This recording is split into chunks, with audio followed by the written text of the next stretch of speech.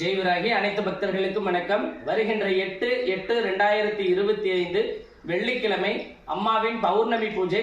மகாலட்சுமி நோன்பு இருக்கிறதுனால அன்றைய தினம் 108 தாமரைப்பூ அர்ச்சனை வழிபாடு ஏற்பாடு செய்யப்பட்டிருக்கு.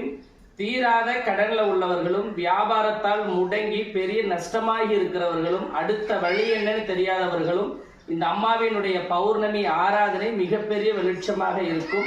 அன்றைய தினம் மாலை 6 மணிக்கு அம்மாவினுடைய அற்புதமான யாக வேள்விகளும், இரவு 8 மணிக்கு தீரா கடன் பிரச்சனைக்கு அமிர்த தைலம் சாத்துதலும், 12 மணிக்கு சர்வக்கோடி மங்கள ஆராதனையும் நடைபெறுது.